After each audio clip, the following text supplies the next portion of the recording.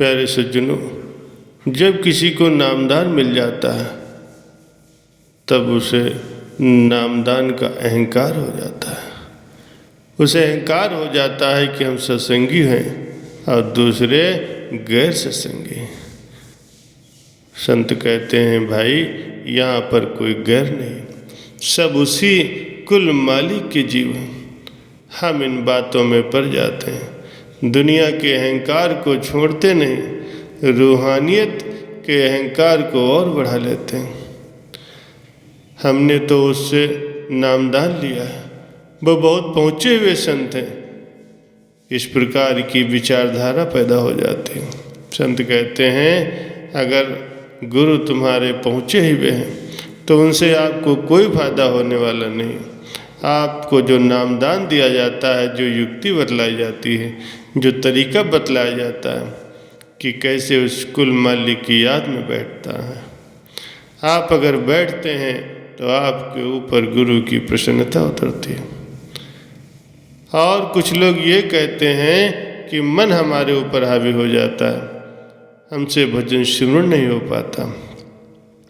संत फरमाते हैं कि मन में कोई ताकत नहीं, वो आपके ऊपर जो हावी हो, ताकत तो उसे हम देते हैं।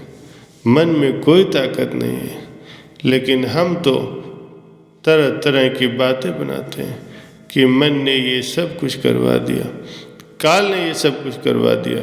भाई, किसी का कोई कसूर नहीं है, सब हमारे ऊपर ही निर्भर करता है कि हम मन को बढ़ावा दें या न दें। प्यारे सज्जनों, संत फरमाते हैं कि जैसे सिनेमा हॉल में कोई पिक्चर चल रही होती, हम देख रहे होते हैं और पिक्चर में कुछ सीन ऐसे होते हैं कि जिनको देखकर आंसू आ जाते हैं, और कुछ सीन खुशी वाले होते हैं जिनको देखकर हम हंसने लगते हैं।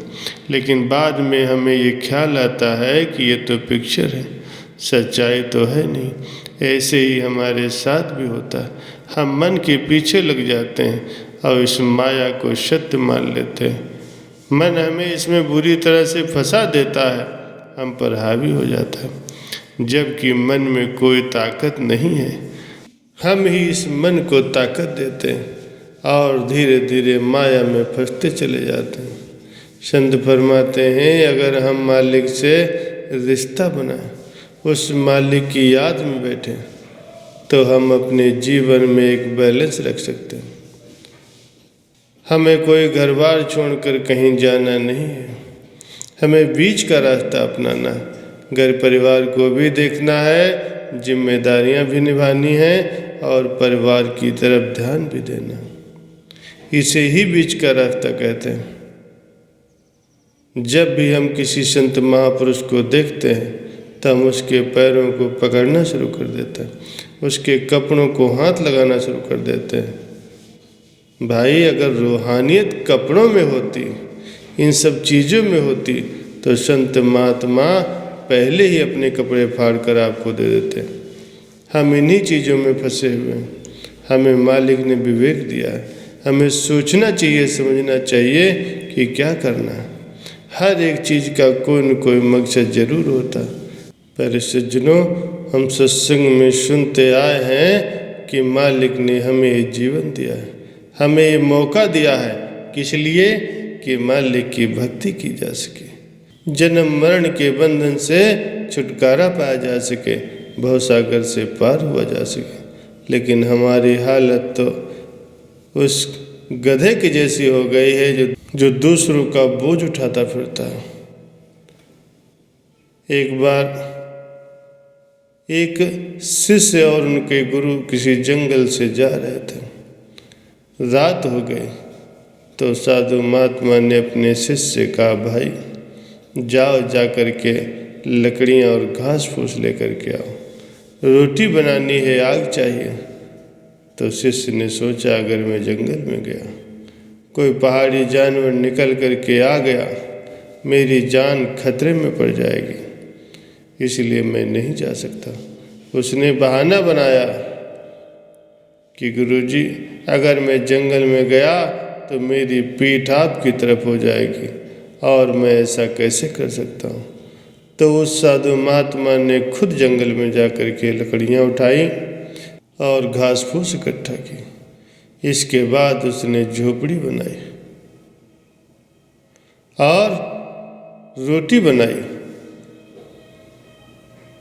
इसके पश्चात जब बारिश होने लगी तो उस महात्मा ने अपने शिष्य से कहा, बेटा बारिश हो रही, ऊपर जा कर के देखो कि छत से पानी आ रहा है।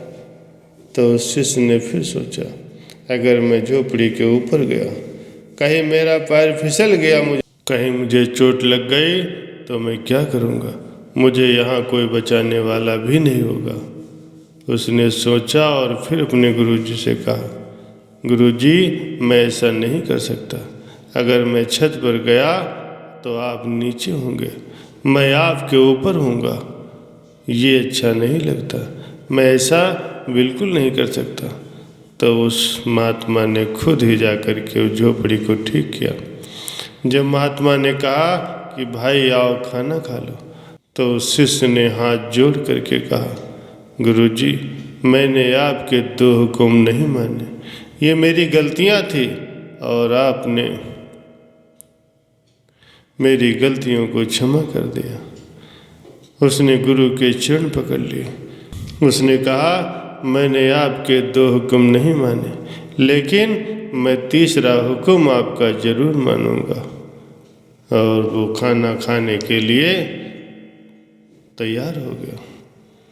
संत फरमाते हैं, यही हाल हम लोगों का है, जो महापुरुषों की आज्ञा को नहीं मानते, लेकिन अपने स्वार्थ के लिए वो संत महापुरुषों के आगे पीछे घुमा करते हैं। संत फरमाते हैं, लेकिन ऐसा करने से शिष्य का परमार्थ नहीं बनता, उसका आत्मिक कल्याण नहीं हो सकता। प्यारे सज्जनों, इसलिए मैं महापुरुषों की प्रत्येक आज्ञा को सच सच करके मानना चाहिए, उनके प्रत्येक वचनों की पालना करनी चाहिए, उनकी आज्ञा मौज में रहते हुए अपने जीवन को सफल बनाएं और अपना परलोक संवार लें।